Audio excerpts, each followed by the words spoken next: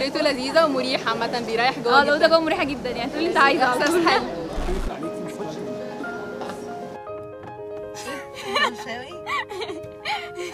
هي الصراحه الرشاوي يعني بتحتل جزء كبير من مجتمعنا. يعني مثلا تخش فرقه لازم رشوه عشان تطلع مثلا اعلى فرقه، داخل شغلانه مثلا فلازم رشوه عشان تعلى اكتر واكتر. حتى بعد الثوره انتشرت اكتر ومبقاش حد يحس بذنب قوي انه بيدفع رشوه، كانها جزء من مصاريف اي اوراق بتخلص. دي مأساة. يعني انت لو رحت تعمل رخصه، لو رحت ترخص العربيه، تلاقي واحد واقف كده يقول لك يا باشا انا هعمل لك اللي انت عايزه وتديني كذا. لازم المرتبات تعلى، لازم كل واحد ياخد حقه، لازم ما حدش يتبهدل عشان الموضوع ده يختفي خالص. بس لازم السيستم كله يتغير عشان الناس تقدر تعيش من غيرها. يعني دلوقتي لو انا عايز ابطل الرشوه دي، لازم اول حاجه يبقى في نظام ماشيين عليه وفي رقابه على النظام ده واديله البديل.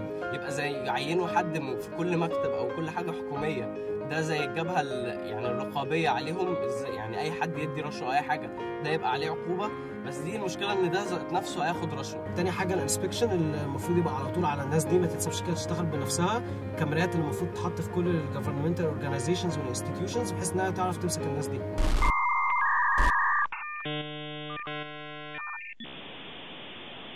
انا شايف ان احنا استحاله نعرف نبطل دفع الرشوه. لا ما عمري ما اديت رشوه ومش هدي رشوه ان شاء الله. اكيد وانا بخلص ورقه دفعت رشوه طبعا في المرور وطبعا في كل الحاجات دي يعني. لا ما دفعتش رشوه قبل كده، مش هدفع. المستشفيات الحكوميه صدفت مره مثلا كنت مودي جدتي المستشفى، الراجل قال لي بقول لك انت هتقعد مع جدتك ساعه، عايز تنجز اديني 50 وخلص يعني. في حاجات كده الواحد بيبقى اتزنق اللي هو لازم هيعمل كده عشان ينجز يعني. بس انا عن نفسي يعني علشان اعمل شغل ادفع رشوه، انا اكتري عندي ان انا ما اعملش الشغل ده على اني ادفع رشوه. يعني اضحك خلي الصوره تطلع حلوه. دلوقتي بقى قول اللي في نفسك. I want to say a famous Chinese song to my family and my friends. 任时光匆匆流去，我只在乎你. انا كنت عايز اعمل مهبط طيارات بس بماجنتيك فيلد، يعني مجال كهربي بيولد مجال مغناطيسي. انا اغني المنير علموني عينيك، حاول اقلده. يعني صوتي مش قوي بس اعرف اقلده يعني شويه. 心甘情愿感染你的气息. هي فكره في الشارع عشان الناس بتبقى ماشيه مخنوقه ومتضايقه.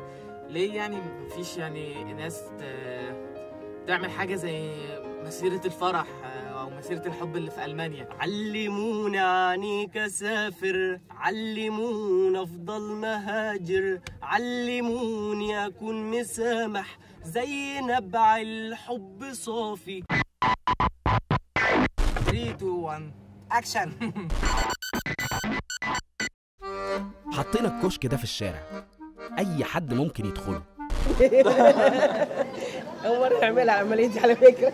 جوه الكشك سالنا الناس سؤال واديناهم دقيقتين، دقيقه يردوا على السؤال ودقيقه يقولوا اي حاجه في نفسهم، اي حاجه.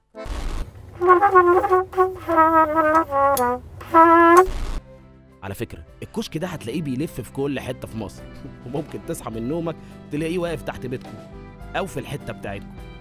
جوه الكشك هتشوف وتسمع فعلا المصريين الحقيقيين.